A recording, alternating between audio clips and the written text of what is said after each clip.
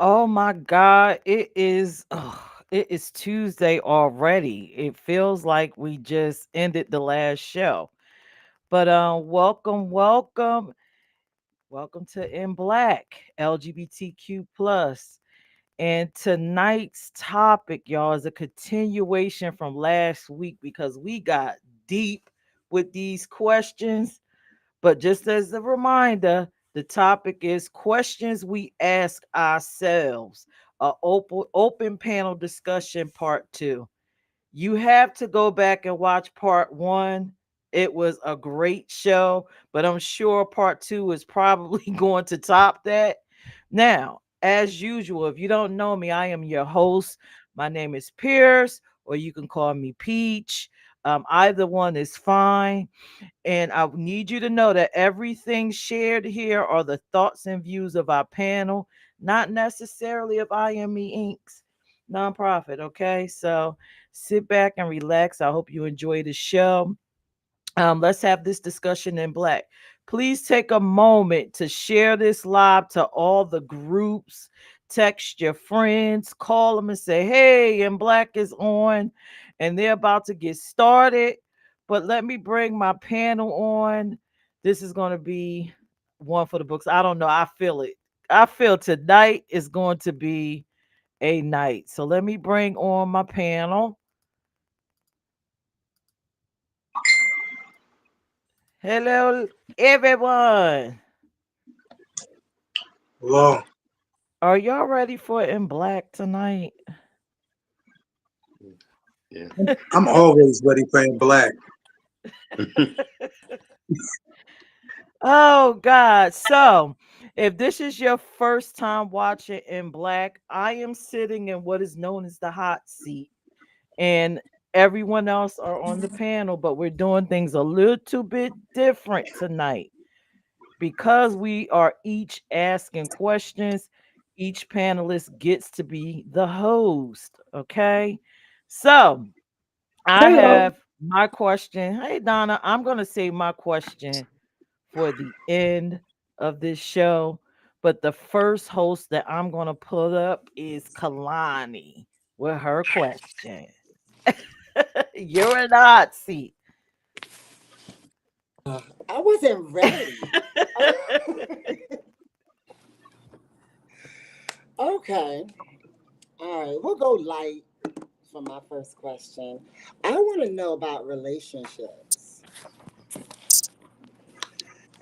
And my question would be who all on here?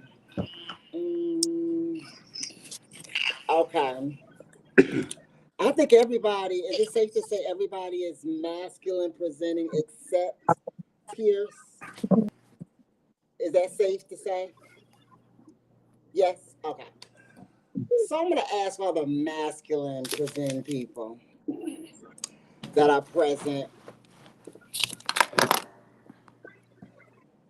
What is your what is your take on a situation? How can I put this? When you know that it's toxic, you know that it's toxic, you know that your partner is bringing a lot of the toxicity to you. What is your thoughts on how to go about getting out of that type of relationship without drama?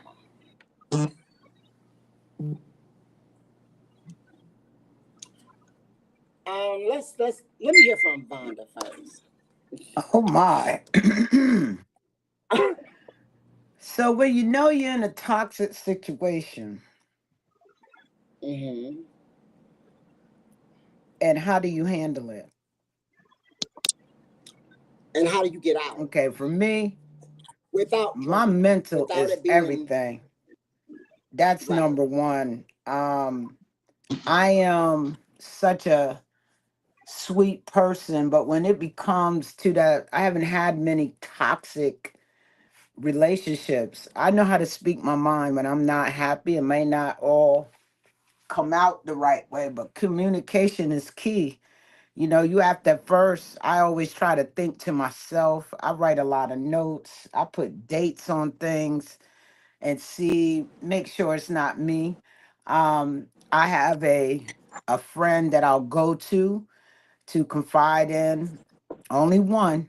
Me going to everybody telling my business. I go to my best friend who is also masculine centered, just to make sure it's not me.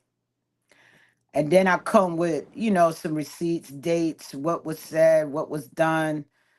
So some things aren't toxic, but when it does become toxic, we're going to have a conversation, but I also have to have my plan of like, have a plan to either leave if I've decided that, a plan of resolution, how it's going to work between us. So we don't have that, because what I may think is toxic, they don't think is toxic. You feel me? Everybody has their own definition of that toxicity, and what people consider that. Because there may be some stuff I do that's, you may consider it to be toxic in your world, but in my world, it's not. So communication is key. You got to communicate. And you shouldn't be into something that you can't communicate and be able to have that conversation where you both listen to one another. It should never come up out of anger. That's how I feel. You should never throw something like daggers. That's a whole conversation of its own. Might be something you have to do over dinner. Hey, you got anything planned tonight? Need to have a conversation with you and have that conversation. Sometimes you may be able to save that relationship, especially if it's been a long time, but you want to know that gave it your best. If it's a relationship worth working on, you two come up with a plan. And if it continues to be what toxic is in your world, then you got to make that decision and be able to have that plan ready if you need to, evacuate, you know what I'm saying? Or the plan on how we going to make this work. You know what I'm saying? There has to be, and I hate to say like a contract, but it has to be some type of understanding. I like to Right. give chances, because what I think is toxic in my world is not toxic in their world. It could just be me overreacting. And that's something I've learned about myself. What I think is something in my world isn't necessarily that in someone else's world. So communication is key. They Right. have to know where you stand. That should all be played out in the beginning so that a relationship doesn't get toxic. But relationships can get toxic. But communication, man. I mean, I'm saying, man, I like, agree. man, I just want you to know that I'm not I, addressing you I got that way. I got you. All I right, got baby. you. All right, Stan, man with the plan. My answer is gonna be real short. Okay. You And sure? to me, relationships are to be enjoyed. Mm-hmm. And one thing that I learned is, well, right now is that I don't. If you gotta put so much work into a relationship, and you working on, like when you okay, I'm trying to work on my relationship. If you gotta put so much work into something, it ain't working. And I know some people they're not gonna agree with that, but relationships supposed to be enjoyed. You're supposed to be enjoying your relationship, enjoying. Once you have to start work into something to make it work like that and make it happen, what you're doing is you're forcing me to be somebody I'm not, and I'm forcing you to be somebody you're not. So now we're sitting back, compromising on. I'm going to make you happy. You're going to be the person that's going to make me happy, but you're not really going to you. I'm not really going to be me. So now we're putting all this work into something. If we have to put that much work into it, let's not do it. I don't want to come home to you and you got to be somebody else I got to deal with. So that's my answer. You got to put all the work into it. It ain't working. I have so many questions, but I'm just gonna- I mean, but for real, I mean, Me and you it's like both when I got come home. I questions. gotta ask this Me though. and I do gotta ask this Okay, though. When you say put in work, what do you mean? that means that if there's things about you, I mean, if I got with you, I got with you because of our and the way you are. Now, Mm-hmm. once we're in this relationship, I start wanting you to change things about you, and you want me to change things about me. Mm-hmm. So now we're putting work into this. Mm-hmm. So my thing is the person that's the person I want to be with, and I accept everything with that. You know, so if I got to sit back and keep working on this, and we got to work on that, now we're trying to change each other. And then you're not going to be happy because I'm changing you. I'm not going to be happy because you're changing me. But we're putting this work in. And so it's not really real anymore. So that's all I'm saying. So when Okay. we have to put work into I understand something that. and let's go to counseling and let's talk in front of a counselor, now we're trying to make ourselves into something that if I'm with you, we're in a relationship, let's just enjoy each other. Let's not make it a job. Where we got to have counselors and we got to get advice. And, I can't function like that no more, because at the end of it, all you're doing is prolonging the inevitable, Right. and that's all you're doing. So that's where I'm at with that. I get You it. know what I'm I saying? understand that perspective. I got it. Okay. I got it. That's all. Donna. I didn't see it, Donna. I was, I don't know, my internet was messing up. Do y'all see Well, you me? need the question again? Yes, please. Okay. The question was, I directed it to, anybody can answer it. I directed it to the masculine centered individuals that were online. Um,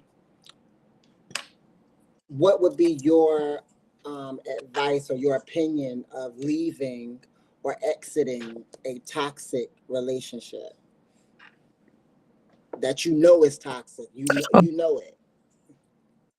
What is your exit plan? Like what do you do to get out Okay. of it without any drama? Well, me as being me, and I give people a lot of chances in a relationship. So I think most would be physical. Physical definitely would be a deal breaker. Anything else I work with because it's hard in the dating world, and if you find somebody that you can work with,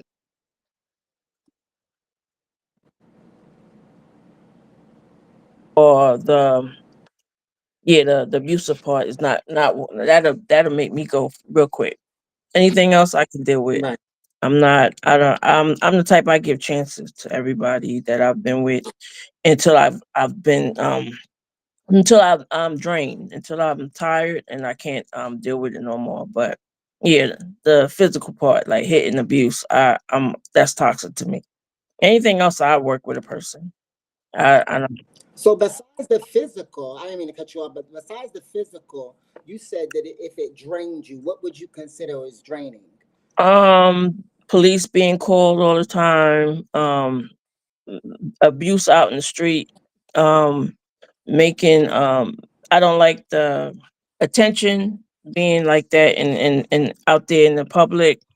Um, just the physical part of a relationship and being abused.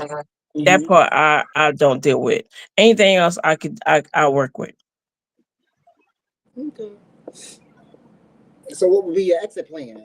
Out of physical, please. Block, no call, no communication. Um, And I've had my, because you know I've been in the military, so I have like the condition where I have a therapist that I talk to once in a while. So it's always to keep the communication. Don't no communication, that because that communication means you giving that person a chance. So just I'll block them, and I won't talk to them no more. Got you. Thank You're you. welcome.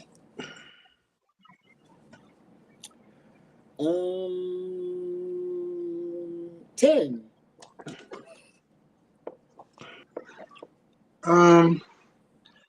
Your question was, how do you get out of a toxic relationship without any drama?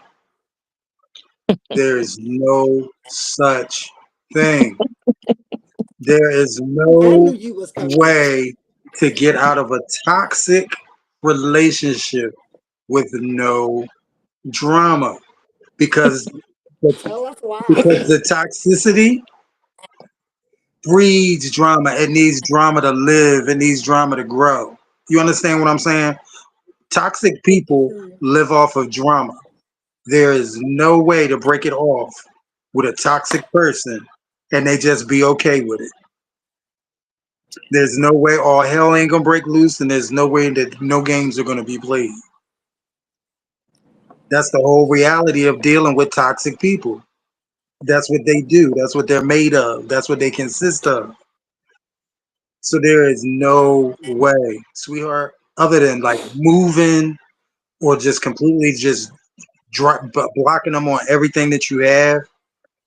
Because I had to get my phone number changed last year because I had a couple of stalkers, and I had the same number for like 14 years, and ended up having to change it. But no, toxic people, that's like drama personified. You can't get out of that situation without some type of drama. Mm, thanks, Tim.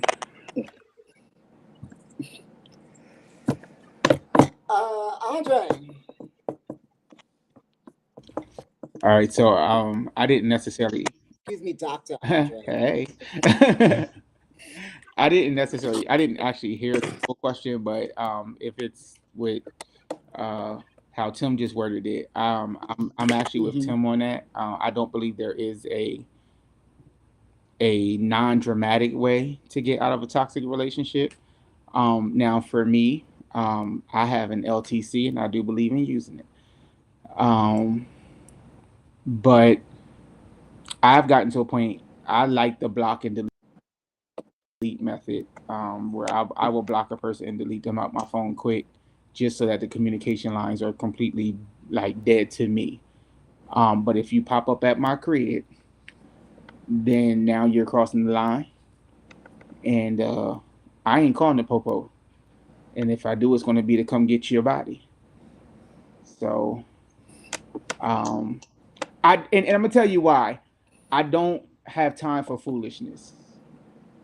You know what I mean? I live out here. First of all, I live around here with a bunch of non-black people. So if you can get to my door, first of all, you bad, because it's codes all around here to get in. Right. But then two, like, you want to come to me with foolishness, and you want me to stoop to your level? No, baby, no. I tell folk two things: I pray you into heaven, and I pray you into God. You can figure out which one you want to go to. I don't have time for foolishness. Well, thank you, Andre. Hope the police are not listening. They Zay. can't be interested on my court records. They know I'm crazy. I don't know. I don't Hey, think there. It ain't really no way of getting out of those because I've been the toxic person and I've been with another toxic person, and to get out of them is like kind of hard. Like I did the blocking, but then they just pop up and stalk. And then I've also moved to another state and disappeared for like months, and then came back. So it always be there. Sometimes you got to really focus on being out of mind and out of sight.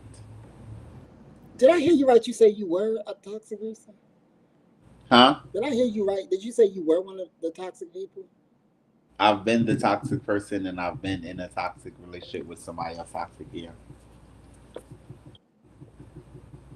it's not no easy way of getting out of it. When whether you're the toxic person or you're with someone who is toxic, Mm.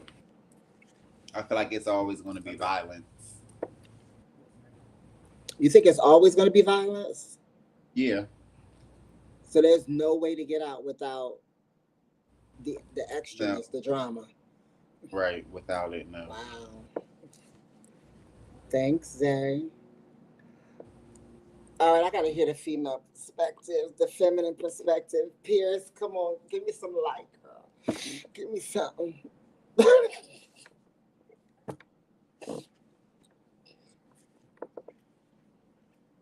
We can't. I can't hear you.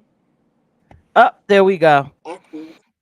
So for me, I think I'm a pretty good judge of character. So in the beginning, I kind of weed out people first to determine if they're Mm-hmm. toxic. And if you seem Mm. toxic, I'm not going to deal with you. But if your toxicity breaks out towards the end, um, I have this thing in me. I'm good when I'm with you, but I have this thing called fuck it. And once you get to that meter, it turns all the way up and I turn up with you. And then I try to outturn you to the point where you don't want to deal with me anymore. You just like, you know what, I give up because she done turned all the way out on me and I can't even keep up with this girl. So let me just get away from her and then we just move on and hopefully we can find um distance because I don't even think we can be friends or even try to be associates at that point once I turn on the fuck it meter. Yeah, I knew you would come through. No, thank y'all. Appreciate it. Who's next in the hot seat, Kalani? I think I got everybody Yeah, right. who's Oh, next with their okay. Who's next question? for the Hmm. question? Oh,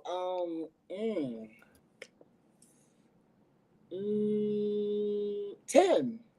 Let's see. What's up? Okay. Now, my next question is attached to something that's going on in my hometown right now. Right now, there's like multiple court cases going on. Uh, through a church, uh, there's mass child molestation that's been going on in that church for almost 3 decades. Now, I used to go to that church as a child, and when I was a child, there was conversations in the church about people who shouldn't be trusted around kids.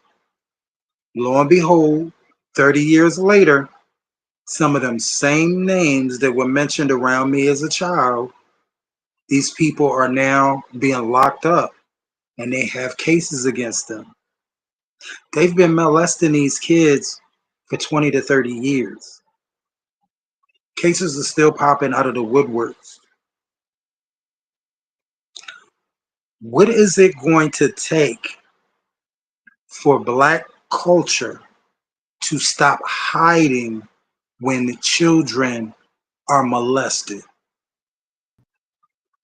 When is Black culture going to stop protecting the relatives that are molesting the children and then demonizing the children later in life for how they turn out, knowing that they were molested by Uncle Chester or Auntie Thelma or cousin Boogie? That's my question. And I want to start off with Dre and Zay. Well, for me, I don't think it's really gonna stop or ever end because if they grew up like that or they was used to that or they seen that going on in their household, they 9 times out of 10 are gonna repeat that same thing. So they don't know how to deal with it when it becomes in their household with their children or their nieces and nephews. They don't know how to take it because that's all they know growing up. Hmm. Okay. Where the other one at? Where's, Oh, where's your other half? he's he busy right now because he had a death in the family. Oh, I'm sorry to hear that. I'm so sorry to hear that. That's why he in and out. Okay. Wow. I'm so sorry to hear that. So, Peirrce, do you want to keep moving along with the show? How do we handle this? Call up your next person to answer your question. Okay, and my next person is Smack. All right. So basically, what you're saying is, how do we stop molestation that was a learned behavior going into a church? Come back. No, Okay, come back with no. the question again, please. The question is, what has to happen in Black culture for us to stop hiding molestation? Oh, A lot of times in Black families, it'll be a family member, and the family will find out about it, I know. and it's not you're not supposed to talk about it. It's supposed to stay in this house. Do you Okay, understand? I What got it. has to happen for that to change in Black culture? In Black culture, one, you got to have that person that feels like they the black sheep of the family that ain't got a problem speaking on it. They got to learn to break these that's all I could call it in that house, a generational curse. And as we get further in this age, these young people ain't putting up with that. They are not. They calling it out now. Okay, so what happened back in the day? Ain't nobody keeping that stuff hush hush. It needs to be brought out because that generational curse needs to be broken. I hope I don't find nothing like that is going on in my family. Thank God. Had it my direct family. Let me put it like that. My direct family. All right. But people got to call it out and they can't be scared because you're trying to save the next behind you or the next that may come up through that house. People got to start asking questions because people, family hated me coming around because I asked question, how he my cousin? And if it don't line up to what I know as a family tree or why are you touching him like that? My mama taught me no little girl supposed to sit in a man's lap. And I'm 53. So some people's family values are already messed up. And if you don't keep them family values going, you know what I'm saying? Somebody's got to speak up so it don't go on to the next. Somebody got to. You got to find somebody you could confide in and tell them like what's going on. Real talk. Because that's a generational curse. Not only, and we can't even just say that's the black culture, it happens in other cultures too, not just the black. It And does happen in Black cultures, but but it's a major thing within our culture. it it, It does it is happen a in. major thing, but it's just not the black culture. Trust me. Trust me when Okay. I tell you. Well, You right now gotta the show you the just show is in black, so I'm I just feel focusing on us. yeah, that subject get me my Uh, activism come out. So I'm sorry. But somebody better say something. Don't tell me because I ain't got a problem putting it out there. And I don't got a problem digging up data, facts, getting me some FOIA requests. I will put you on blast. And that's real talk. okay, Vonda. Now we're going to try a little something different. Miss Kaylani, how do you feel?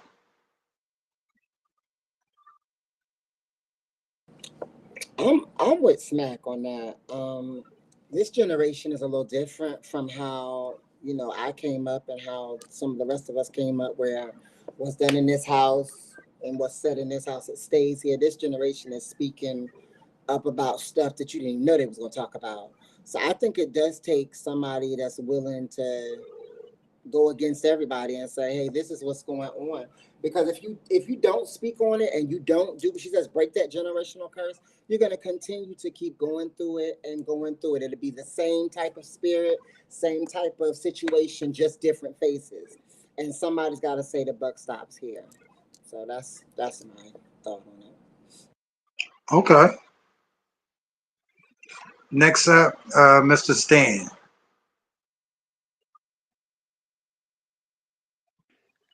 I mean, it's more than just black, but the thing with the black community is religion. Um, we I got okay. For instance, I have a good friend, and he was molested by a pastor, and he told me about it. And my thing was, why don't you tell your mother that you're being molested? And he's like, Stan, are you serious? He said, if I sit back and tell her, she'll beat me. She'll beat the shit out of me talking about Pastor Johnson like that. So I can't say nothing. She'll beat me for, don't you ever bring up Pastor Johnson's name in like that. So we got parents with denial. And a lot of things is with religion. And we fall back on it. And so I say, a lot of parents subject their children to a lot of abuse in the name of God. So to stop it, like you say, people can speak up now about it, but people, for generations been abused because you can't speak ill of the pastor. You can't speak ill of the priest. Look what's going on in the Catholic Church. The Catholic Church has been abusing boys for years, centuries. And when you're in the Catholic Church, people don't know the reason why they kept taking priests and every 4 years moving them to different churches. And it wasn't because of anything religion. It was because it gave each priest a chance to get a new, fresh voice. So that's why they kept switching them from church, because it was just getting fresh kids. So they won't even address that. And just like with the Pope, we still sit back and, we kneel down to the Pope and we kneel down to these things, but yet we know what the Catholic Church has done. So, but we won't deal with that. The issue is we're not dealing with the situation. And religion is really a big part of why we have the problems we have, because we're trying to believe in something. And like I said, I know everybody's going to agree with me on these things.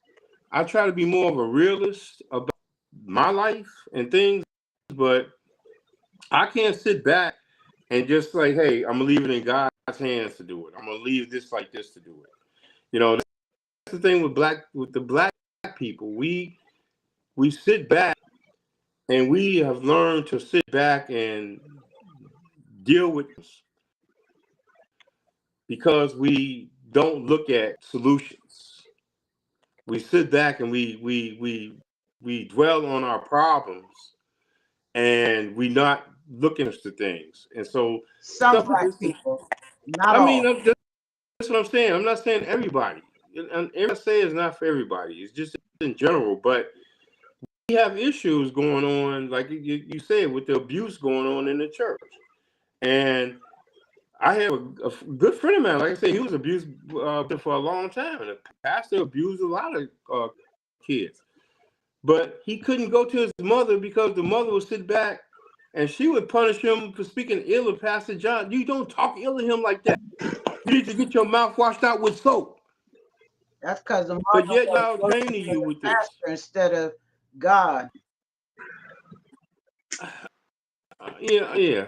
Yeah. So, but anyway, so my thing is we have to stop being in denial, and we have to start accepting. We have to start dealing with these issues, and that's like I said, I've witnessed it with a person that could not seek help from his own parents. So, you know, Thank you, Stan.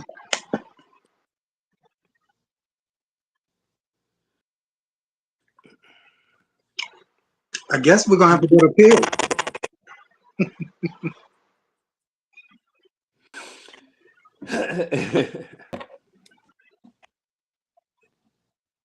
Did you just call me? Yeah, you the last one. I picked you. Okay. So No, Donna hasn't gone. Donna hasn't gone. Donna hasn't gone. Okay, so we'll do Peirce and then Donna. I'm sorry, I Okay. thought I got Donna in the beginning. All right. So with the question you're asking, how do we stop this? Um, I see it in two ways. My family absolutely didn't play that kind of activity. But when it comes to how do you stop a map or a pedophile or whatever, death Hmm. is what stops them. Death and zero opportunity. So, which equals death because kids are walking around, they're living, and as long as they have access, they're going to try it, right? I do not believe therapy will help them. That's just my opinion. I could be wrong. But on the flip side, for the child in black families, someone within the family has to make themselves a safe space for the children. That one person that you can absolutely go and talk to and say, hey, my mom is not listening, my dad, this one, that one, but I know I got your ear. And you should be able to confide in them. In my family, that was my grandfather. And I'm not going to say what would happen, but I will say this. Once you told him that someone was doing something, you got effed up. And I won't tell you what could possibly happen after that. So, but yeah, somebody, if we want to end it in within the family, somebody has to be the safe space, and then somebody has to come out and absolutely, like Stan said, do something. Don't just listen. Don't let that person linger in the family. Oust them. Do something. Even if you got to put your hands on them, even if they got to go 6 feet under. But that is my viewpoint of it. Okay, Donna.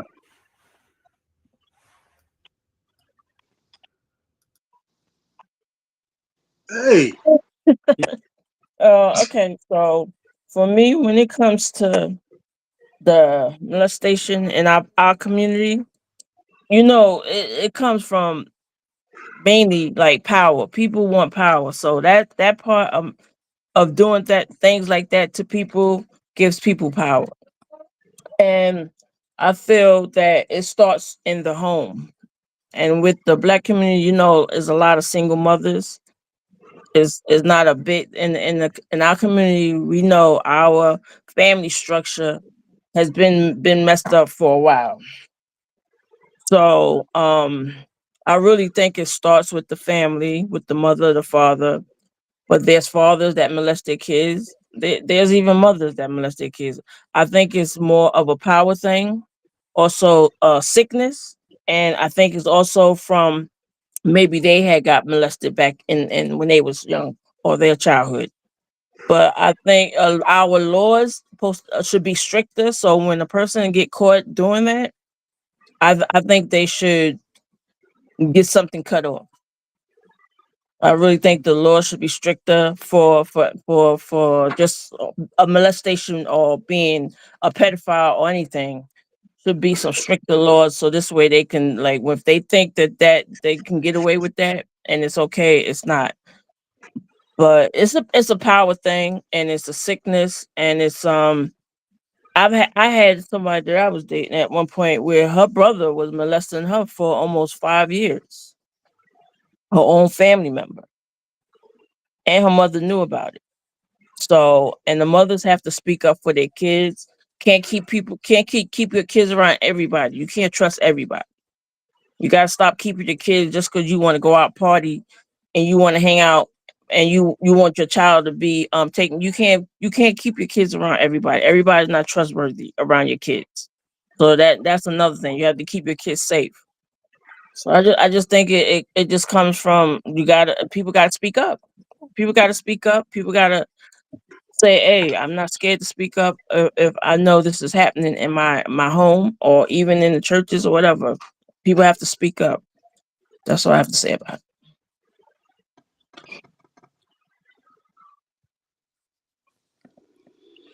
it. The next person, Stan. Oh, Did I you go did already. already? Yeah. Um, Who's the next person going to ask a question? Stand and ask his question. that's yeah. He just said he Oh. did. He didn't. Oh, okay. Okay. My question is, and it goes back to relationships. When people on the and this is something that I personally know that somebody's going. I know 3 people doing this right now. Seriously. Um, and I'll give you a little more details. So, Okay. a trans woman that's with a trans man. And I can hear put Can y'all hear me? Mm-hmm. Okay. And it's 3 people actually, which is ironic, but he do you think we can save our relationship if we have a baby?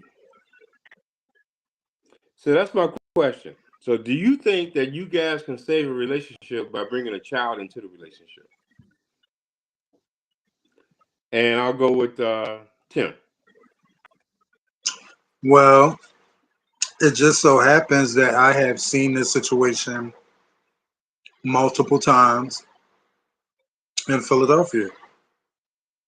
And I'm going to say, just like with heterosexual situations, it's not really a good idea to try to use a child to make a relationship better, because the first year of having your very first child is the hardest year probably of your entire relationship. Between that new baby, the changes, the being woke up all different hours of the night, the changes in your freedom, changes in your responsibilities. If you already having problems, that is the worst thing to do to yourself in most instances, not all. So I'm not going to say that it can't work. I'm just going to say if the relationship is already failing, that's adding a weight to the relationship that they might not survive. I think having a child is saving a relationship is a poor reason to bring a life into the world, because if that relationship fails, you still have the responsibility of that life. Now, you 2 people who don't want to be together are responsible for another human being. Asking me about it, that's part of what I was saying because yeah, okay, so she's a trans woman and the person she's with is a trans man. Mm-hmm. She felt like, okay, we had this baby that will save our relationship. But my thing is, and my advice is, you're going to bring a life into this world. You want to sit back and get him pregnant and a life into the world, thinking it's going to do something. I'm going to go Kalani on this one. Next one. Would you think would that save? You think that would save a relationship? I am against anybody bringing a child into the world for any reason except being responsible for that child. Okay. Like no child, no threesome, no nothing is going to save a relationship if the two of you are at odds or doing whatever. It's going to take the two of you to save that relationship. So I am always against people bringing kids into the world and then all of a sudden things don't go the way that you planned and this is heterosexual, homosexual, whatever, however you want Right. to see it, things don't go the way that you plan, and now you got this life here that y'all have the weight in the balance, and now they got to deal with y'all's nonsense. Like I'm against No. that. So no, it's not going to save the relationship. No, you're not going to be better afterwards. No, nothing's going to get better. You're just going to have another responsibility that both of you are going to get sick of, and one is going to try to use against the other. Yep. Okay. Donna. I don't know. I'm 50-50 on that. Okay. Um, 50 I 50. think, yeah, I'm 50 like it a child won't, and I'm 50 that a child will. It depends on the level of where they at as far as like their issues or whatever issues they have. Because it could, I mean, but you saying it's a trans woman and a trans man. So Right. yeah, I'm like 50-50. I think a baby can pull a couple together in See, my in my that's remember, okay, because I know three couples going through this right now. So that's a trans woman hmm and a trans man. hmm Then there's a trans woman that's dating a masculine. I hate using the word Oh, it's stud. okay. Masculine Okay, sentiment woman. and so right now she's with a stud, and this she wants to impregnate the stud. hmm You know, And all that and then is a their friend relationship like Rocky? is very So and why? she says, Stan, I think if I get her, so let's say the with the stud, she's saying, I think if I go ahead and give her the baby, that'll make us better. I mean, like I said, I'm And 50-50 in that. I think in some cases, bringing a child, and I think it can bring people together, because, like I said, you see my grandson. I think a right, child, when it comes to a child, I mean, your mentality change when a child comes into the world, and that's a big gift that somebody gives somebody. So, like, if my girlfriend gave me a child, even though we ain't that at that point, that and we having problem, I think that would change my perspective of our relationship, and I'll be like, damn, she would that do all that just to have a child for me. I think I'm gonna make this relationship work, and I'm gonna try to do my best to make this relationship work. Cause okay, that's just my opinion. I'm 50-50 on that. It can and it can't. To me, it depends on the situation. okay, okay. Dre, Zay, Johnny kind of took my answer. Um, okay, I am completely against someone using the child as a way of fixing anything. I do believe that I don't believe that children are happenstance, and I believe that when you bring a child into the world because your life is jacked up and you're raising the child around that ain't me. Just so y'all know.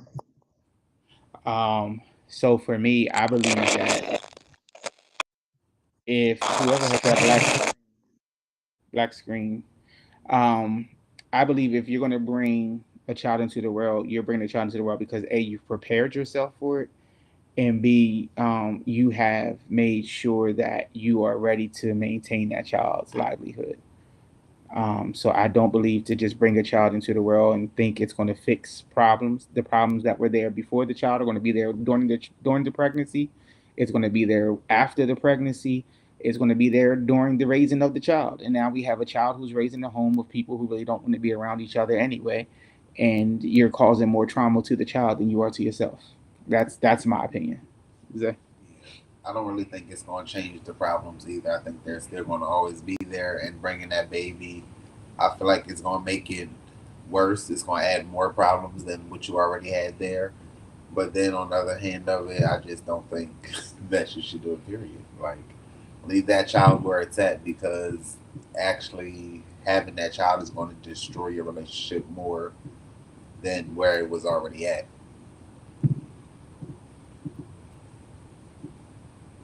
what about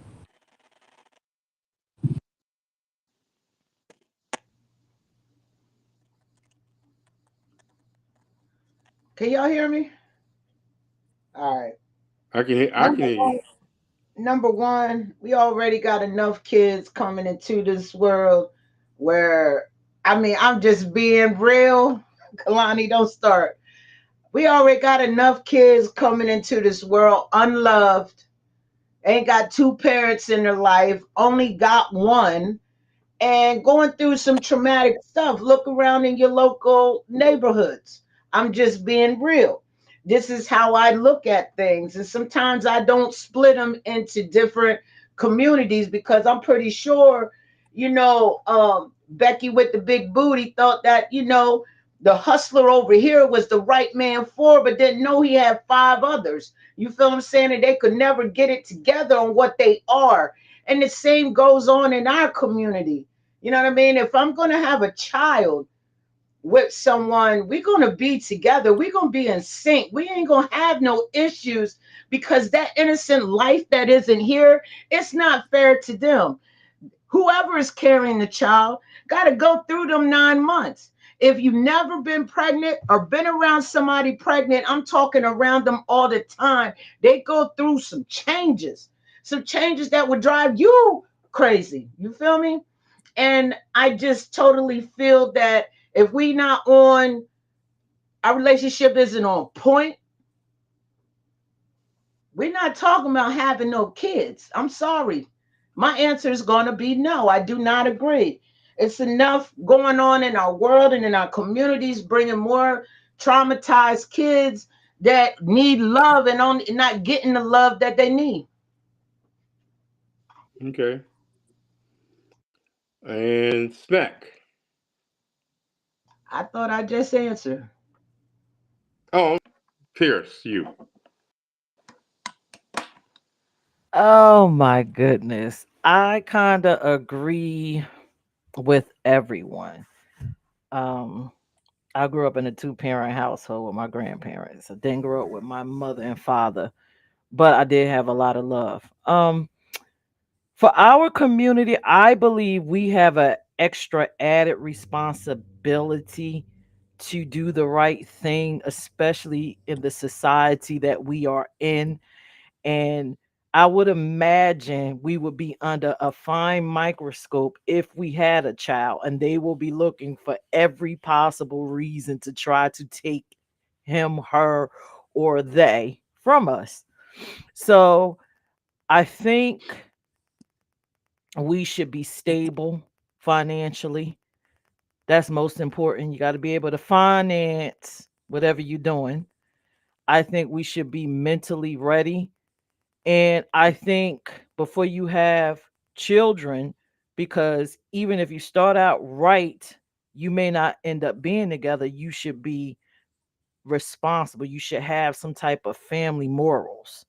So if it doesn't work, y'all both will still keep that same stability and be able to be there for that child. So I do understand what Donna is saying.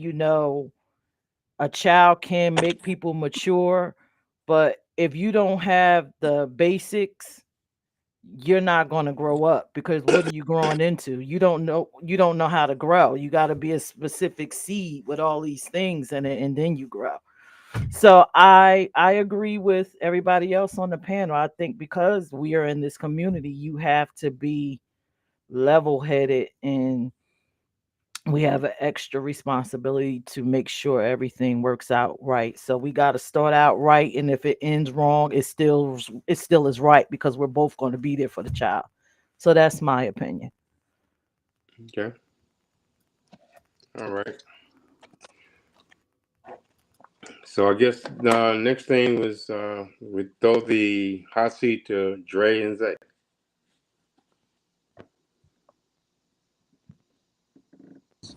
Yeah. Uh, why do y'all think the community downplays children who grow up in the same sex households? Uh, I'll put Don in the seat first. I can't hear you, Donna. She's thinking.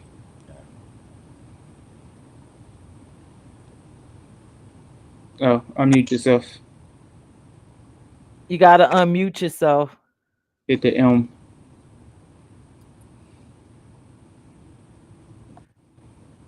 You want to call someone else until Donna could get herself? Um, I'll put Smack in the hot seat.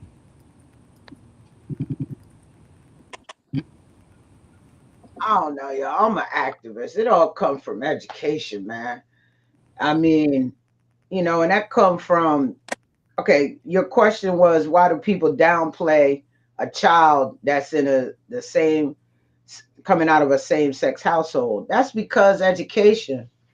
People nowadays, you almost got to put things in front of them so that they get it. You know what I'm saying? I mean, and you just can't do it one time. You got to be repetitive with it. That's how people, learn. It's got to be repetitive. They got to keep seeing it. I mean, that's what it took for people in my family to understand my lifestyle. They had to start seeing it always being shown on TV, like reality TV shows, seeing people from my community. You know what I mean? Say it like that. But people downplay it because it's against whatever they believe in. But I mean, what happened to people being happy? As long as the person's happy, you know what I mean? They could downplay it all they want to, but at the end of the day, you know what I mean? They the ones that's looking crazy because I mean it's the norm now. I could see it, going on back then, during Stonewall times when we really had to, fight and really have to get in the trenches. But we in 2025, you downplay all you want. As long as my child know I got their back and they're coming to you, you can't handle it, come get me. And I'll educate them real quick and send them a bunch of resources. Right. Okay. Next I'm gonna call Kalani to the hot seat.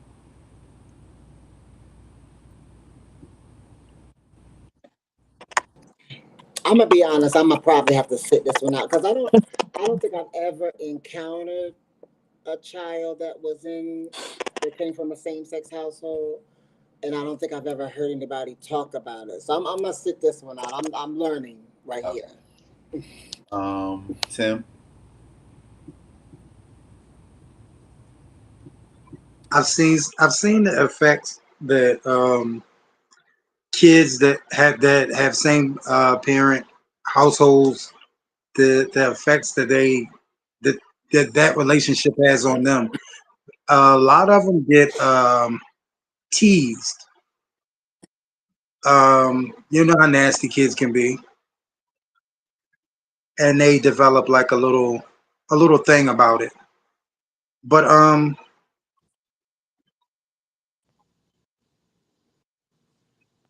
I think it varies. It varies from child to child. Some kids are drastically affected from coming from uh, um, a household with two of the same sex parents, and some kids they get past it just like they would if the kids tease them because their parents were fat or their parents had one leg or you understand what I'm saying? I think it's more so on the durability of the child, what the child can endure and take. Okay.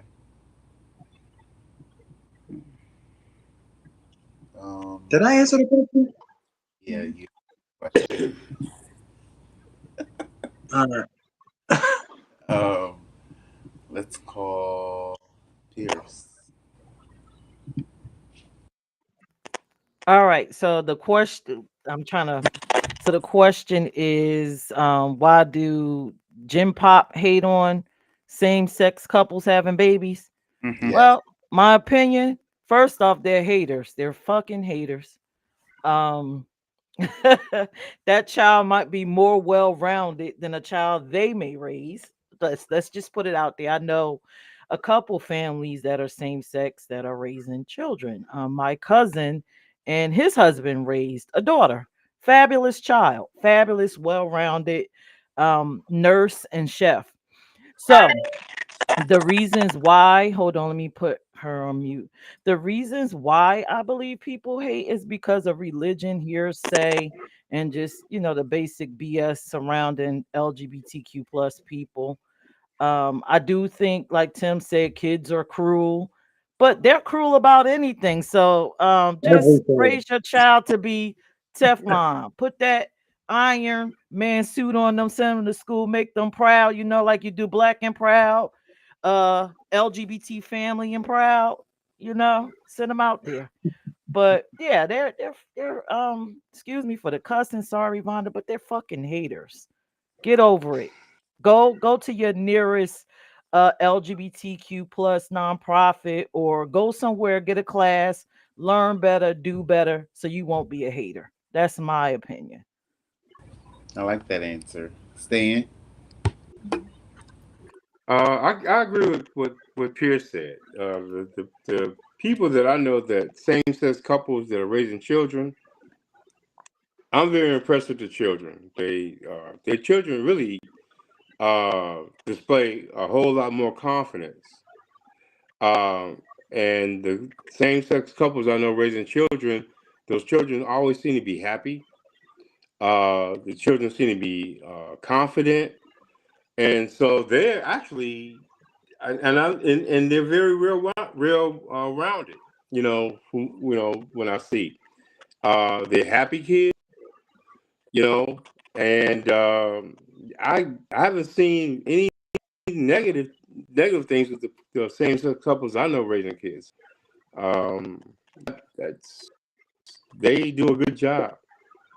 Kids are very open minded, and they display a lot of confidence. So I haven't seen anything negative with those. So, and why would people downplay that? I don't know. But I've only seen openness, happy kids, and confident kids. You know, more than just a heterosexual couple. These kids are open. They don't have boundaries. They look at the world like, hey, I can do anything and be anything I want. I don't think they go to school worried about getting teased by kids. You know, they know who they are and they know who their parents are. How those they're not taught how to be scared, taught fear. So that's what I see. All right. Dre, your question. All right, I'm gonna lighten this up a little bit. 'Cause y'all be asking some deep stuff. Uh, if you had to go back and tell your 13-year-old self one thing, what would you tell yourself? And I'm gonna put Kalani in the hot seat. Yeah, doctor. Oh God, why do you use coming right? What would I tell my 13-year-old self? Hold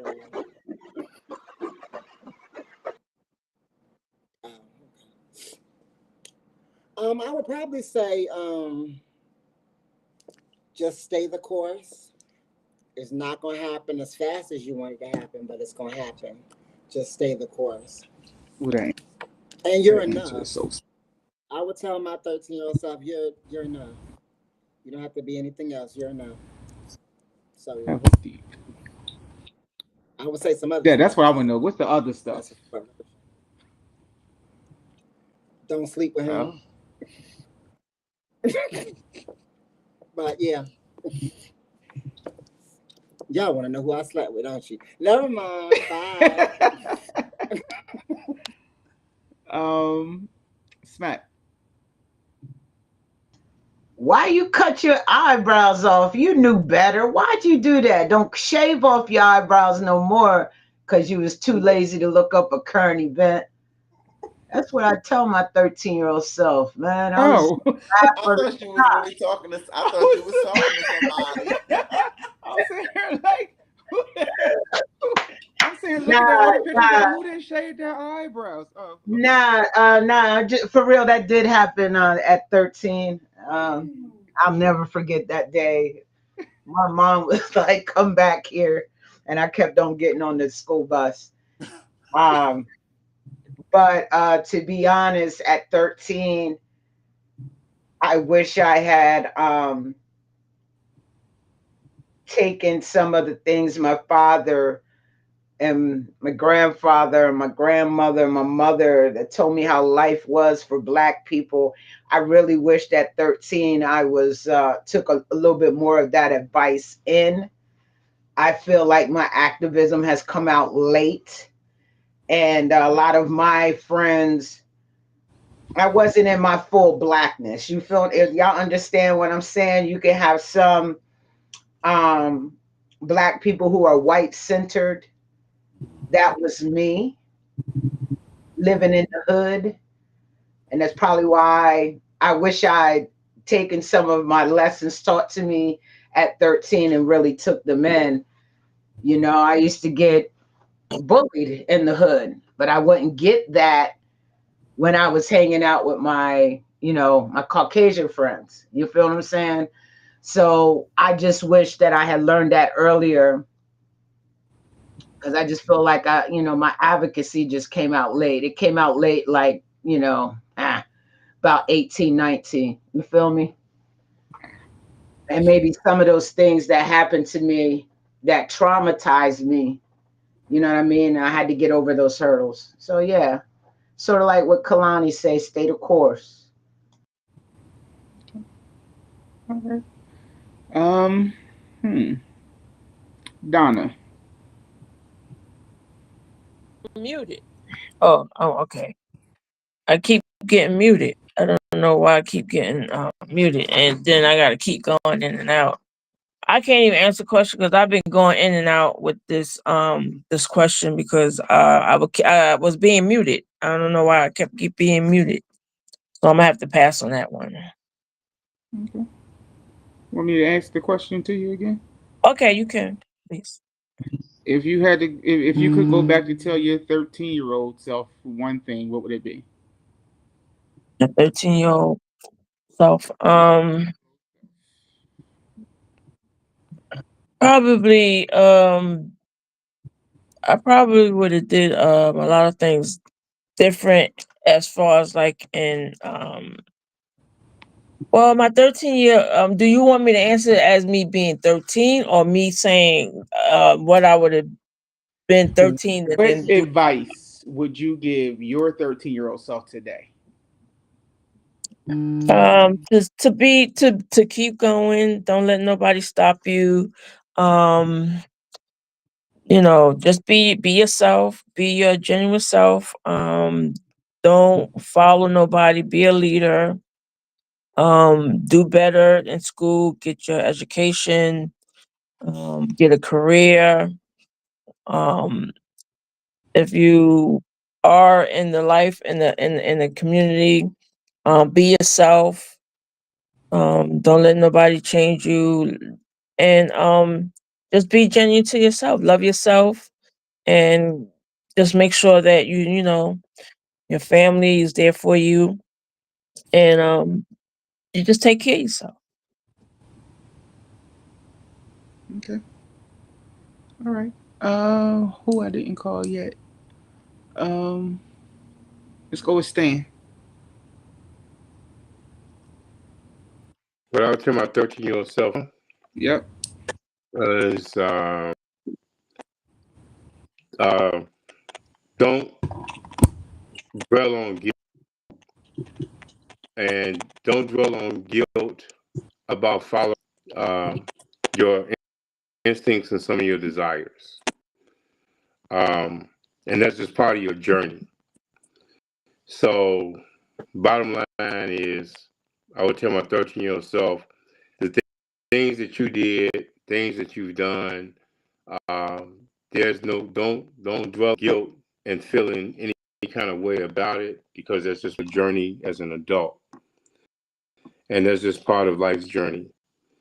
And so do things at those ages, and we experiment, and it's okay, because the bottom line is you done it, you're doing it, and it's just part of an experience.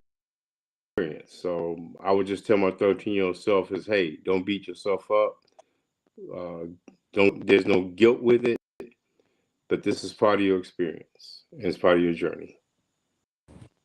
And that's what I was saying. Awesomeness. I'm gonna let Tim close the question out, and then I don't know who hasn't asked the question yet, so I'm gonna throw down in the hot seat after Tim's done. Okay.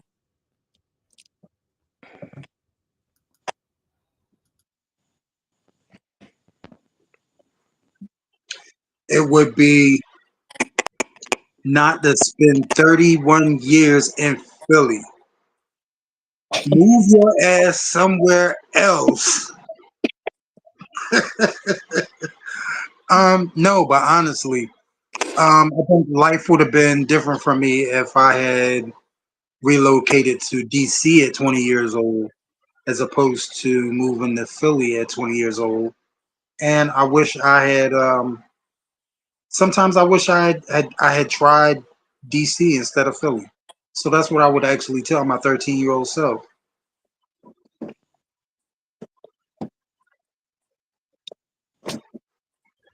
Did you want me to answer the question? Yeah. By all means, yes, ma'am. Okay. So, my 13-year-old self, being that I've always been this headstrong person, if I could go back and talk to my 13-year-old self, I'll say, get a ticket, go to the Eastern Shore of Maryland, find Smack, and let's just do what we got to do. And we could have did all of this then, and Early. no telling where we would have been now. So that's what I would have done. I would tell my 13-year-old self, it's time to get this show on the road and let's start building all these things. Let's find Smack. We go have the children and let's go. That's what I would tell my 13-year-old self. Yeah. I would have loved to see y'all trying to find a place at 13. I love it. I was just informed that Zay did not answer that question. What I would have tell my, I probably would have just tell myself like, What is that? chill out, and don't rush to be grown.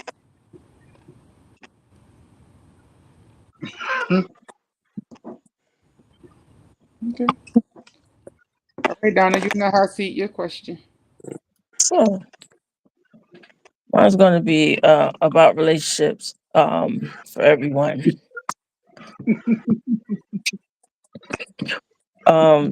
How do you know, like when you're in a relationship, how do you know that you have fallen head over heels with somebody? What are the ways that you know that you're really like in love with this person that you're with, or maybe dating, or soulmate? What is the feeling you get, or what do you how do you know that you have fallen in love with that person? I'm gonna go with Smack because I know Smack got a good one.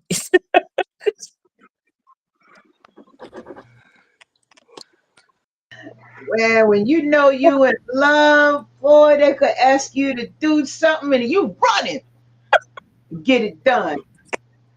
And you asking them all kind of questions, want to know how they want it, make sure you get it right and don't mess it up. When you in love, man, it's just this feeling. It's like fireworks, man. It's like well, I don't celebrate 4th of July, but it's like fireworks going off. Like to through and back. You just know you feel different. You got a different walk. You know what I mean? You got a different talk. It's like when you think about them, you're just smiling. People know when I'm in love because I'm just staring at my look. I could be somewhere with my queen. It could be 1,000 people. My eye is on her, protecting her and making sure nobody is disturbing that energy. You feel me? And I'm smiling while I'm doing it. That's what love feel like. Love is you know what I'm saying? In love too. Yeah. Love is like, sometimes you gotta understand that it's a we thing and not a me thing. So it made me, meeting halfway and changing some things. You know what I'm saying? Not all things, but some things. Try some things new. I never thought I'd be no business owner. There ain't nothing that was on there, but when you in love, baby, sky is the limit. So I'm gonna say, man, I could get deeper I'm in love, and people know Yes. that because I go hard, and you can't come to me and say nothing about mine. I don't care if she's wrong. She right in my world, and we'll talk about it when we get home. But you can't do that. You'll just know I'm very protective. Right. Exactly. All right. Thank you. I'm gonna go with Tim. Right, Tim. How do I know when I'm in love? I'm a provider and a protector and a nurturer naturally. So when a person starts to stimulate my mind and my spiritual in the same sense that they attack that they arouse my physical, that's when I know I'm in love. Because like I'm like an awesome force just by myself. But when I got that other half in that passenger seat, it's it's something to be scared of if you ain't on our team. That's how I know I'm in love. When everything about you stimulates me the way that my body gets aroused when you're in my presence, that's when I know I'm in love. Okay. Cool. Okay. I'm gonna do double trouble. Andre and Zay. Want to answer for? Uh, I don't know. For me, I'm probably gonna say it's a different feeling that you get based on your other relationship. Because that's how you will know. And then I feel like you just gotta be like over heels for them, or everything that you do yourself. You always think of them too. Um, for me, I have a zero tolerance. I'm a zero tolerance person. So for me, it's like if I can tolerate something that I know I will not tolerate, then I know that you're gonna be here for a minute. I am so fast to be like, yeah, this ain't gonna work. It could be the 40s in me. It could be the fact that I was raised by my grandfather. I don't know what it is, to be 100% sure, but I noticed like if I can tolerate something that I know I would not tolerate with nobody else, yeah, you're gonna be here for a minute. And then like Bay said too, it hits different for me. Um, like when I'm in love, love hits differently. It's not something that I take for granted. It's not something that you know. Um, I'm just one of those people like if I don't see you here being here, I don't even like I don't even entertain the thought of talking to you. Because I'm such a zero tolerance person. Like I hate my time wasted. And so if I can't see you here for a minute, and when I say a minute, like I don't believe in short term relationships. So if I can't see an end result with you, I won't even waste my time with you. Right. Thank you. Kalani, can you answer that? I feel like it's a setup because I think the person watching. Oh. But I'm gonna say this. I was an only child for 14 years, so I learned to play by myself, watch TV by myself. I can do everything by myself. And as an adult, I found that I can do a lot of things by myself too. So if I want to spend time with you and I want to bring you into my atmosphere or me go into yours and I'm not ready to go and I'm not ready to bounce like in the next 5 minutes, I feel like that's an indication that there's something there that is not normally there. Because I don't like, Andre said, I don't like my time wasted and I don't like giving up my personal time for no Mm-hmm. nonsense. So if I'm willing to do that, I feel like I'm in love. All right. Okay. Stan, can you answer that, please? Um, just short and sweet. Hey, when you in that situation, no inhibitions. Period. That's the answer. No inhibitions. Open yourself up. Um, and that's it. Okay. And for last but not least, Pierce, this gonna be good. This okay. So I agree with Stan. I could see myself with Andre with the toleration level is like zilch. So if I could keep you around and deal with you, then I'm fine. But one thing about me, if I love you, and this is gonna probably sound so nuts to y'all, I get really fussy. Like I'm always fussing with you. I'm always pick. Why you doing that? What you doing? Why you do this? Why you doing that? Da-da-da-da. I'm always trying to. I don't know. It's like you forcing me to care. And Right. once I care, I want to fix stuff and I Yeah. want to be there for you. And I'm fussing with you. And then I talk about you all the time. I'll call my friend, "What you my name?" Because I care. Because I'm the type of person, if I don't care about you, you don't exist to me. Hmm. So I guess that's what it is. When I'm in love, I'm actually fussing. I'm talking about you. I'm trying to figure out ways to improve your life. Right. I'm a firm believer. If I'm not enriching your life, I don't have no business there. Why am I even here? Right. So that's me when I'm in love. Okay. Thank you, y'all. Thank you, everybody. I think I got everybody. Yep. Yes. Now, who's the next person you want to ask their question? I think Who's who's left? next? Did Vonda ask her question? Nah, I got y'all. Yeah. So Smack didn't go. You can go Smack. All right. So I'm gonna liven this joint up, okay?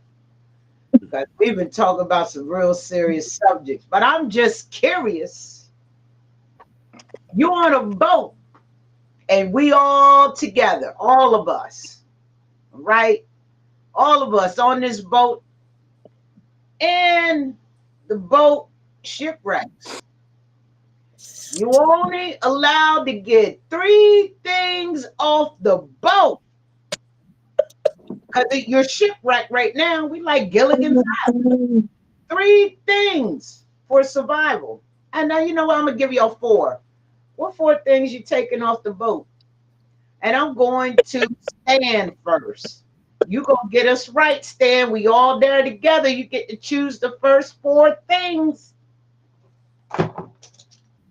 Well, I'm going to only make it one thing, and that's the stuff I got in one bag. Oh, So all four things. no, no, no, no, no, no, no. Four things, brother. Not everything in your bag. Four things off the boat. Not your luggage. Just four things. Four things that I would take to survive. I guess I don't know. I know, right? That's crazy. Let me see. I mean, if I had to take four things, We all um, shipwrecked together. You starting off first to get to grab the first four things. If you want to take your luggage, that's one thing. What else you grabbing? uh, I mean, it's probably the thing that I could use to survive. Well, if you got that on a cruise ship, you good. Yeah, Yeah. I can't think of nothing else. If I can't take the luggage I gotta take that, and I would definitely get it on the cruise. Hold on. So, all right, Yeah, I just okay. I appreciate you, Stan. You only taking two things, and we all shipwrecked together on this island. Okay, so you just thinking about yourself there, luggage and your weed. All right, I'm gonna go to yeah, Pierce. exactly. We're going. We're going. All right, we're going to the Queen next. What you going with? Four things. All right. Four things. All right. So this ship is going down and all of us is on it. The Yeah. first Right. thing I'm going to do is I'm going to drop that lifeboat and I'm going to scream, "Get the fuck on the lifeboat." So y'all better get on there, right? Then I'm going to grab the radio so I can signal for some help. I'm getting the flare gun and I'm getting us some water. That's what I'm getting. My four Okay. things. All right. I like that. So we got the lifeboat radio. Did you say hairspray? No, No, No. no, no, no. The flare radio, gun flare gun. What was your last thing? and some Water. water. Okay, I'm sorry. I thought you said hairspray. All right, thank you, Queen. I'm going to Kalani next. I Listen, to get me on a boat, you've already done too much. Um, I don't know. I must just jump in a lifeboat and just pray Peirrce got me, man. I don't know. Um, she's got a lifeboat. She's got the lifeboat, the flare, Water. the radio. She's got water. Yeah. She got most of What else you everything. need When to we I'm need getting the life survive? food. jackets, Say it again. I didn't hear you, Kalani. when we need life jackets on the lifeboat, Okay, you said life jackets. Three more things. like a life jacket, yeah. Maybe a map to get to where we going because I don't even know. Okay. Get a map. My toys. Can't leave without them. Oh, and that's about it. You That's got about one it. more thing. I got one more thing. If you could think of one more thing, you're gonna get off that cruise boat. What is it? I'll grab my phone and hope that it's not damaged. Okay. All right, Donna, you up next. I got off the cruise boat. Yeah. Um, I'm gonna get the food. If Piers getting water, I'm make sure I gather up food for all of us. Definitely the food. I need my passport. Sorry, because I always traveling. Um, yeah, life jackets. Cause like Kalani said, I need my life jacket because I can't swim. So I'm sure a majority of y'all can't swim, so we all need life jackets. I can swim. And okay, and yeah, food, life jacket. Um, pass my passport and probably what you call it flashlights. Oh, yes. Thank you, Donna. You're welcome. All right, Dre and Zay. Y'all You're got good. 8 things all together. 4 for you, So 4 for you. on the answers, it's like really hard to think about what we would need. But if I had to say Survival, it's all of us together. a first aid kit, Okay. uh, probably some blankets, ooh, I'm gonna have to get my luggage. I'm sorry, and I'm gonna have to get my man's luggage too. So luggage and luggage. All right. Dre, what you getting? Um, I mean, Peirrce already got the boat, so we ain't got to worry about the boat because that hold about 150 people on there. Um, I'm gonna go find a propeller for this boat because I don't know who rowing, but I'm not. So we gonna find a way to hook an engine up on this boat. Uh, Peirrce got the flare gun, so the Caucasian people gonna know where we at. I heard somebody say they're getting life jackets because people can't swim. Somebody said they getting the food, so I'm gonna grab the alcohol. All right. So there's only 2 life jackets right now. It's only 2 life jackets. I mean, y'all not grabbing the whole row of life jackets though. You just grabbing enough for With yourself. 4 things. I They told said 1 life jacket. Oh no, I'm gonna go get the whole row of life jackets because it's 6 of us. 1, 2, 3, 4, 5, 6, 7, 8. It's eight. It's 8 of us. So if they got 2 life jackets, then that means we gotta get some more life jackets. right. Somebody better know how Glad to. I can swim. I guess You, I'm you glad me and got my one man can more swim. answer. Well, you wanted the propeller and the engine and some alcohol, so you got room for 1 life jacket. Well, I tell you what, I'm gonna put it on and he gonna grab on my neck and we gonna both swim to shore. We good. Cause where Now I'm let at the here, sharks get you there he first. should be too. Tim, My Eastern Shore, baby. What's going on, Tim? What you taking off this boat? You just heard All right, man. everybody else You bring. you know I'm used to the woods and I'm used to fishing. So me personally, somebody else already said they're gonna grab the blankets. I'm gonna grab a pot. I'm gonna grab a pack of fishing hooks. I'm gonna grab matches, and I'm gonna grab a knife. And Ah, after the food that y'all grab is gone, I will be fishing. We will be cooking stuff up in the pot. We won't be rubbing no motherfucking wood together because we're gonna get a lighter. Use those blankets to make a tent, Okay. ooh, ooh. and Oh, also use them to make a fire and send some smoke signals. I'm trying to survive. Right. all right. Did I get everybody before I say what I'm bringing? No, Yeah. this is a very good experience. It really make you think. We all shipwrecked, but I'm gonna tell y'all what I'm getting because I've done this shipwreck before, and we could only take 7 things. But because there was so many of us here on this panel tonight, number one, I'm getting the tarp and the rope. Okay, Right. got us on the tarp and the rope. I don't That's know what shelter. kind of knife. I don't know what kind of knife Tim getting, but I'm getting like the Rambo type knife. You feel me? Machete. And nice. All right. Absolutely. I'm getting that big knife. And then for Machete. the last thing, we definitely need some water or a pot that we can boil the ocean water to get it more You purified. need a gun. I Okay. got We you. need no gun. Not when we get shipwrecked. We got you. Them knives gonna take people out. You won't kill everything. But the most important thing is that was about survival. But I am getting the tarp and the rope, and then Yeah. so that everybody, you know what I mean? I ain't wearing, I ain't see nobody said they taking their makeup, toilet paper. That's good because you can use the leaf, Please. the water as toilet paper, so you don't have to worry about that kind of thing. Fertilization is always good for the greenage out there. So I'm glad y'all thought quite quickly. And let me tell you, brother, that's bringing the weed. Make sure you sit your seeds to the side so we can grow you some more, because we do not want you, brother, to get upset when you run out. You know Uh, what I'm saying?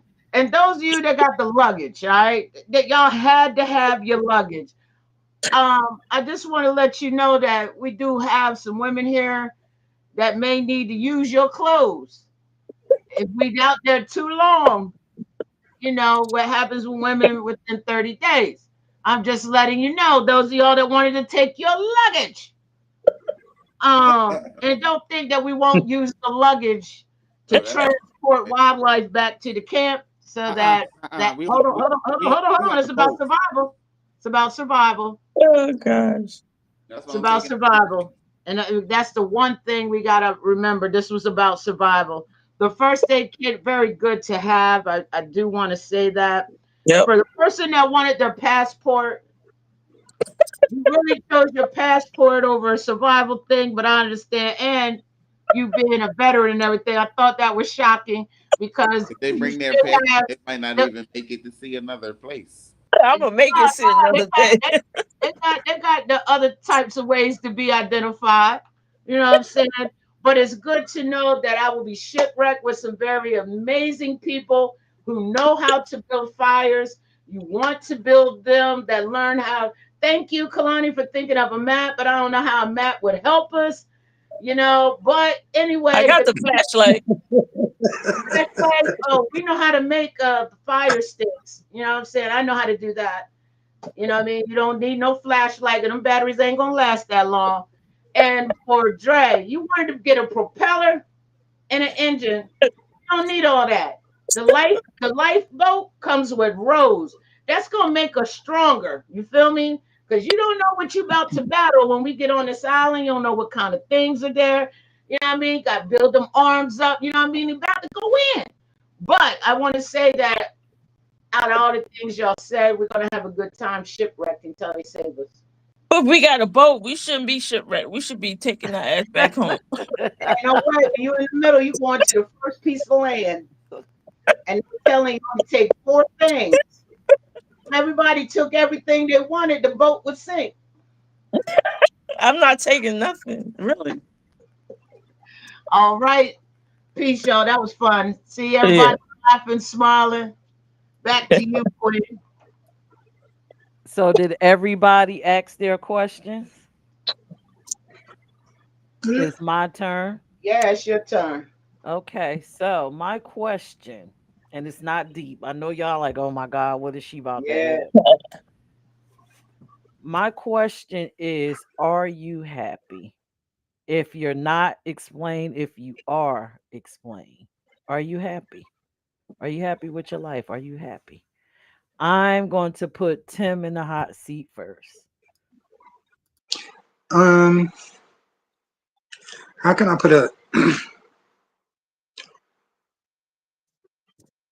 When I weigh pros and cons, I hands down say I would have hands down said that I'm happy with my life.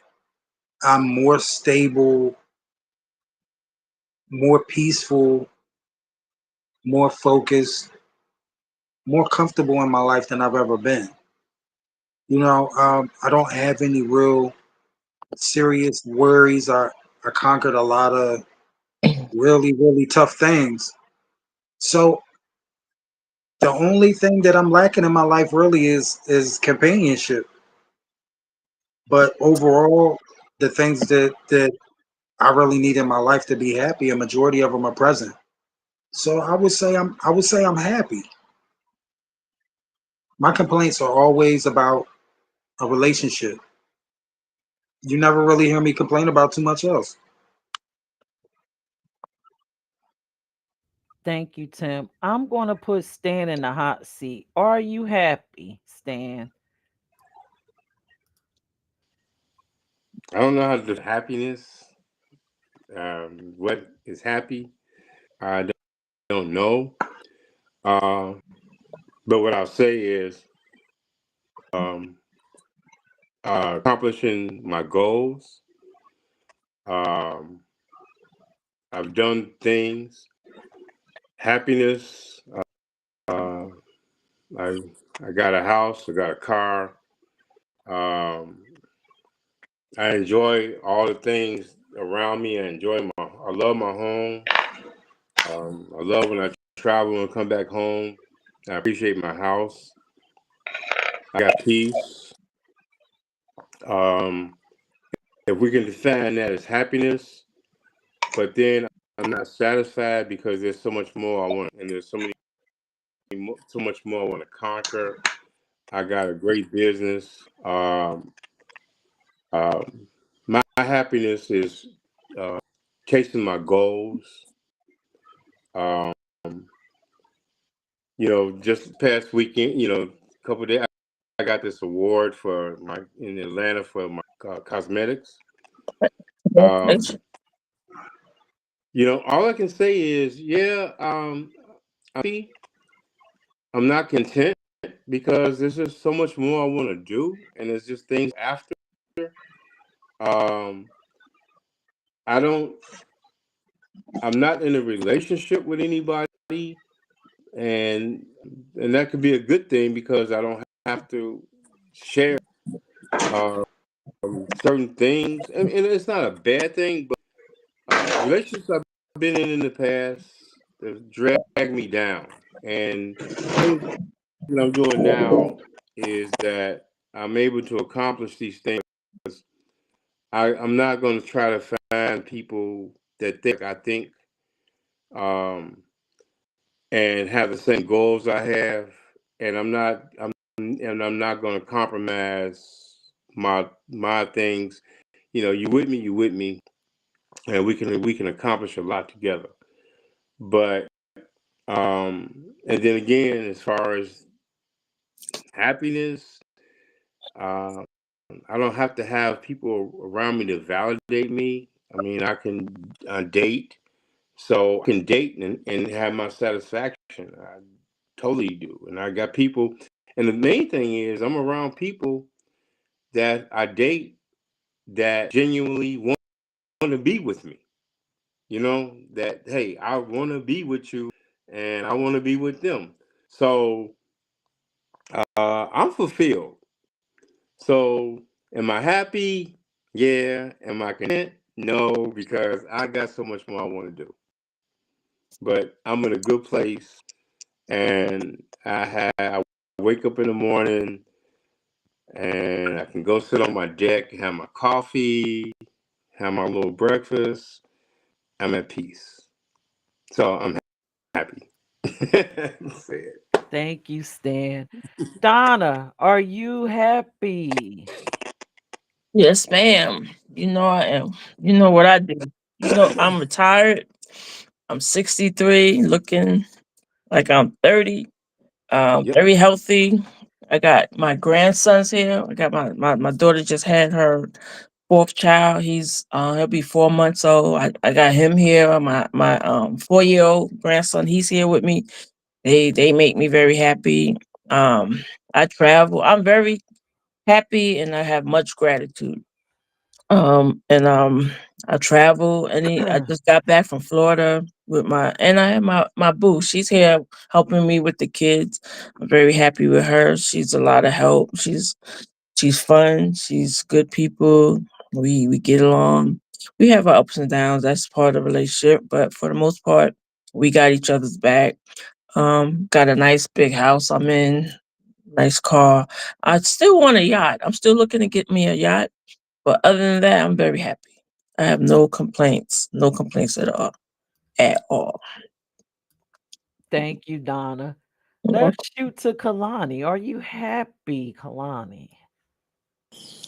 I don't do boats, but I'll get on the yacht, Donna. I got you. I'll get on the yacht. Um, when you asked it, I had to go look it up. That's what I was doing on my phone. I had to look up happy. Um, in so many words, yes and no, and I'll explain why I say no is because when you're younger and you're coming up and you go from 20s to 30s and you're going into 40s, you have different goals that you want to accomplish Mhm. in different time frames. And so when you set like a long-term goal that you think is going to be like years out, you're kind of sitting there like, okay, I got a while to accomplish this. But what happens when you accomplish that and you have not kind of prepared for what comes after? Mhm. And so I've accomplished so many big things in my life that were so out of reach before, and now I've attained them. And so I'm kind of at that stage now. I thought it was a midlife crisis, but I don't think so now. I just think that it's the fact that there's got to be a plan set after you accomplish those long term goals, and so that's where I'm at now. So I'm happy. I'm not content where I'm at, but I am satisfied with what has been accomplished. Right. Thank you, Kalani. I'm going to go with Dre and Zay. Are you guys happy? You happy, babe? Yeah, I'm happy, Mm. but there's room for more happiness. There's more things that I want to see and do, and levels of life that I want to achieve. Um, I'm happy. I just achieved like my biggest goal. I just achieved on Saturday, Getting that doctoral degree. and so I'm definitely happy, and and I mean, I go like we go through a lot, but this is like like you can say like this is like a prayer answered. So I'm grateful more than anything that I was able to knock down one of my biggest life goals, and now I I got a good relationship, and so definitely more to come though. Definitely got some more things I'm working on behind the scenes, and just letting everything flow out. Thank you, fellas. All right, Vonda, are you happy?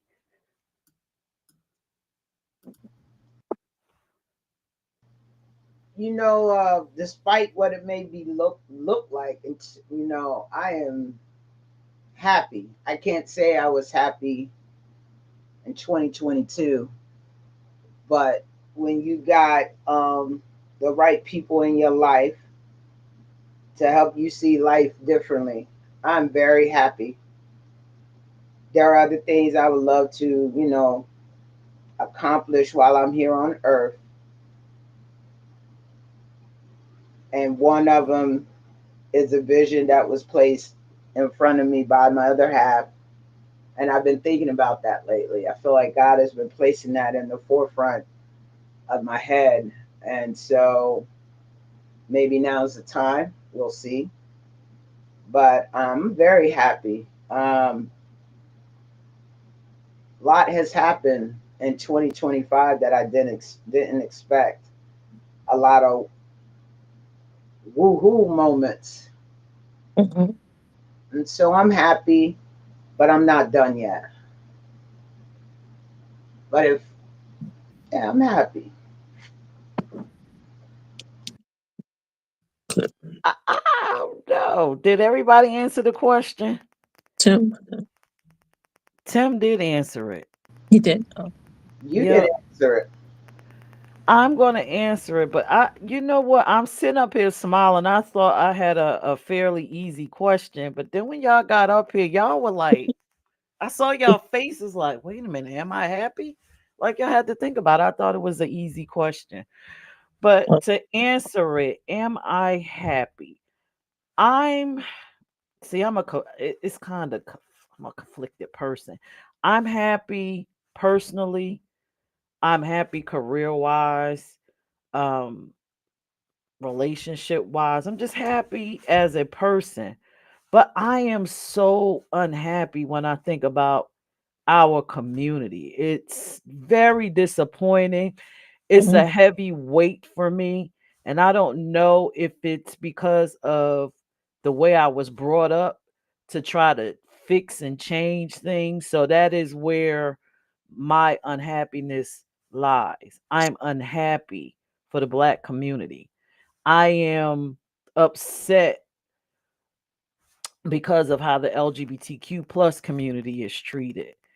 And if I can take the remainder of my life to change it or make an impact and die peacefully, then I'll be fully content and happy. But that's my answer to that question. You know, So, I didn't yes. think of it like that. mhm. No, on that aspect, I ain't happy because I wouldn't be out here activating and getting things done like I do. So I'm glad you pointed that out. Okay. So, as usual, we coming to the end of the show, and I always ask because I mean, everybody asks their questions. Did we learn anything? I'm gonna put everybody out and we just, we're gonna come out up on the screen. What did y'all learn? Did you learn anything tonight? Anybody feel free to unmute and talk. What did you learn? If anything. Um, mm, uh, not really. So it's all everything's a learning process. Say which is So one, it's a, but yeah. even though you said your question, Peirrce, was easy, another reason why a lot of people probably hesitated is because happiness comes in a lot of different forms, and everybody might not think of happiness as being the same. What you might think determines happiness might not be determined the same way for someone else. Because a lot of people can say, "Oh yeah, I'm happy," but to actually be happy, what does that look like? True. It's everybody's interpretation of happiness. Anybody learn anything or anything you wanted to share? Go ahead, Stan. I see you. It's happiness is measured. Every happiness to me is not happiness to you. People are happy and they're content. They don't have goals. I'm happy with how I am. I'm happy how I live. You know, so um, with that being said, it's like with happiness like that. I'm never content, and I'm never happy because I got so many things I can do, and every time I reach a goal, then I got other steps to go for. You know, but what I learned is just everybody is just accept what people think, their thoughts, and accept how people are. I'm not opinionated on anything that goes on here because I'm learning how Dre and Zay, how they get along, everybody and how they do what they do. And I'm learning, it's making me grow because it's opening my mind to a lot of things, and it's me with this. So yeah, this is all good, and I know I'm not alone with how I think. Thank you, Stan. I could tell you one thing that I've learned from these past two episodes. The questions that you all asked gave me insights as to how you think. Um, and a lot of you are doing a lot of relationship based thinking, and which makes me think that you're worried about your future or shaping it the way that you want.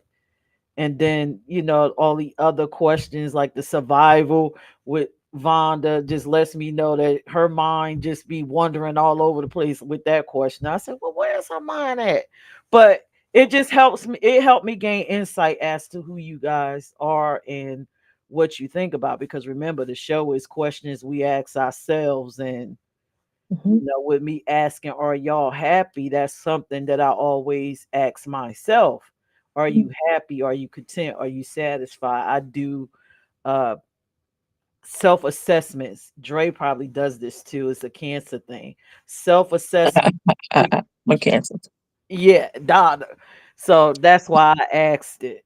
But yeah, I'm learning a lot, and I think this was two great and awesome shows. Hmm. Very I good. learned something. Did you Yeah. learn? That if I ever get on a boat, that I'm going with y'all.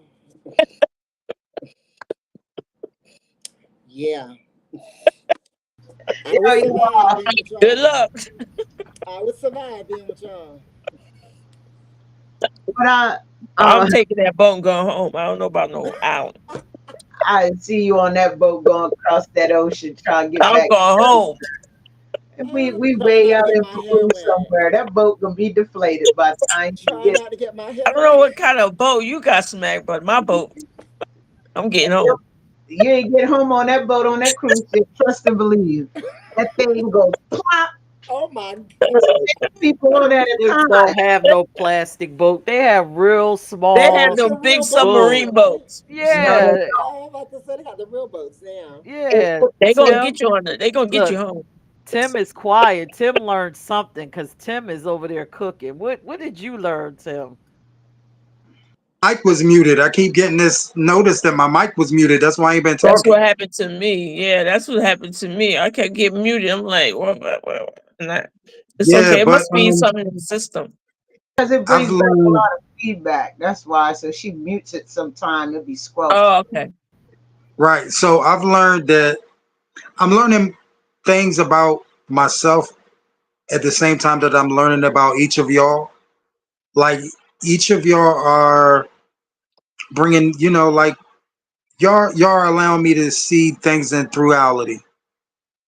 Just hearing the same thing from all these different points of views is I don't know, it's just helping me relax on the feeling of what the climate is like in this community now. Because when I go out in the community now, I feel detached, and this is kind of like grounding me.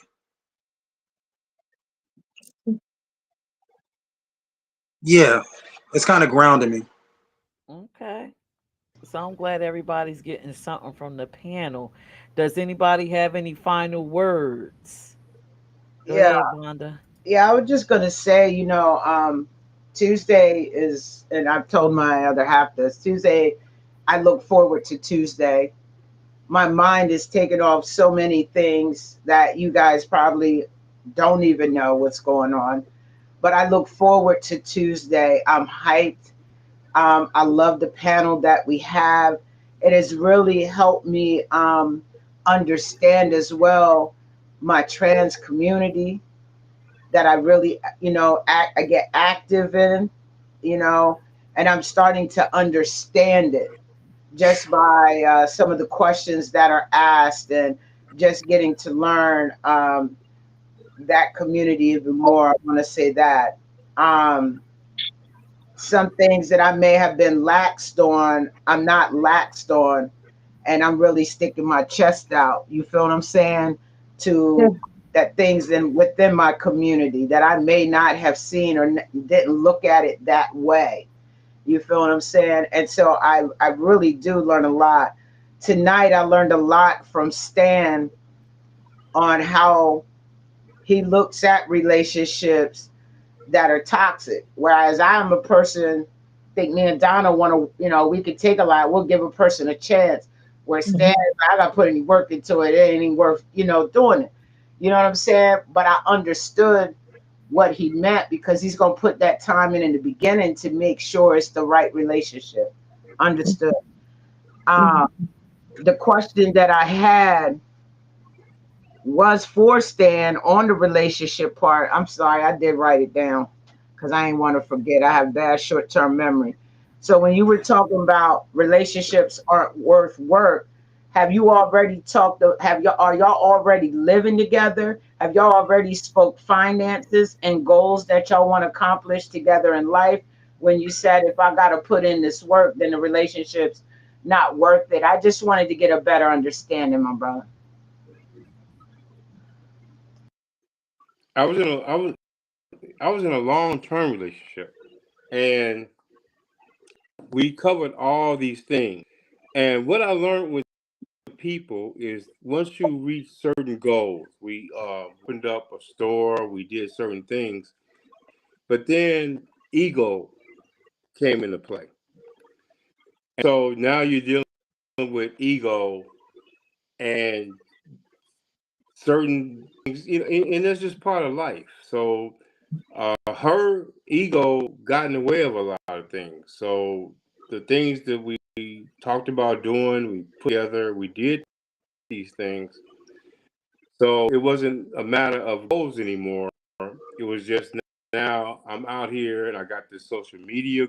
I'm getting all these likes and all these people. Uh, we're doing makeup for these movies. Now I want to be in the movies. Um, things changed. So it just became that the relationship wasn't, and we wasn't enjoying the journey together anymore. You know, her journey was going off into something else, and and that's fine because you need to fulfill what she needed to do. So she wanted to be in a movie, offered her parts in it, and that was great because I'm not going to stun nobody's growth. I'm not going to do that. And that's But at toxic. the same time, That's a huh? toxic relationship that a person wants. I'm just trying to understand, It bro. became it became toxic because I'm not going to stun your growth, but at the same time you're gonna stun mine. So you support what you're doing and take away from what I'm trying to do and what we came into this together to do. God, So now it changed because your goals are what you want to be. So I'm not and stun your growth, but then when I move on and say, do what you need to do, but don't get mad because I'm moving on to do what I need to do. Right. So you want me to be the stable person so you can go do what you need to do. I'm not going to ever stop anybody's growth, but stop mine either. And then once the relationship gets to the point that now we're not even enjoying each other anymore, Gotcha. you know, so that's where we put in the work. All right. And the work is stand, compromise yourself, and I'll compromise me. But I know you're not going to be happy doing it, and I'm not going to be happy doing it. So now we're not happy, but we're doing these things to be in a relationship. That's when it becomes. All And right. if I can't sit back and say, I'm glad, hey, Donna, I want to sit back and let's enjoy our life tonight. Now we can't do that because now you're becoming somebody else I got to deal with. Mhm. But can I say something? I can't live my life like that. Can I say All right. something? Just trying to understand. Thank you, Stan. Go ahead, Kalani. Okay. I just want to say this. I feel like sometimes people will work on what they want to work on. That's it's just my personal opinion. I feel like it's not just romantic relationships, there's friendships. Anytime you come into contact with an individual and say, I'm going to do some type of business, some type of relationship, whether situationship, whether we're going to be friends, there is a transaction. You get something from me, I get something from you, but those things sometimes have to be outlined at the beginning. But I found out in all types of relationships, no matter what they are, whether it's mother, father, to kids, to brother, sister, we work on what we think is important. We put in the time for what we think is important. And the moment we feel like we don't want it no more, we don't have time, or we don't want to do no work for it. So I think that it would be safe to say you just probably don't want to do the work. Right, right.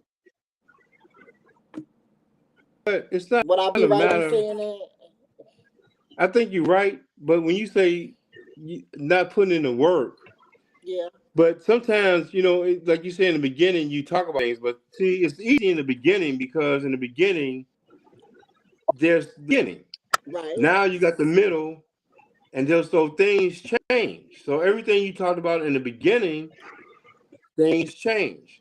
Let's say we talk about things and we reach the goal in the middle, but now we're different. Like, okay, so things change all the time. Right. So, it's easy to say, okay, hey, in the beginning, we're going to do this. But then once we reach that goal, now we see things different. Okay, I'm doing make a movie. That's the goal. Right. We're selling copies to a movie. That's the goal. Now you're doing that and saying, now, oh, wow. Okay, my plans change. I want to be in the movies. Right. So now the plan we had in the beginning changes. You see what I'm saying? So you adjust to that. But then once it becomes toxic, it's because now everything that you plan to do that you do together, it changes, which is fine. So I'm not going to stop your growth. Right. Hey, you want to do this, go for it. But then if I decide, hey, my is going into this, then why would you want to stop my direction, but you don't want me to stop yours? Called selfish. You see what I'm saying? Yeah. And it becomes selfish. So you saying, hey, Stan, you need to stabilize the business, but let me go out here and explore these. And that's fine. You want me to support what you're doing, but you're not bringing anything back into what we did in the beginning. Now that makes So, sense. you see what I'm saying? And so now, instead of us enjoying the relationship, now we're into something else. Right. And I refuse to have and pay for a home and pay for a car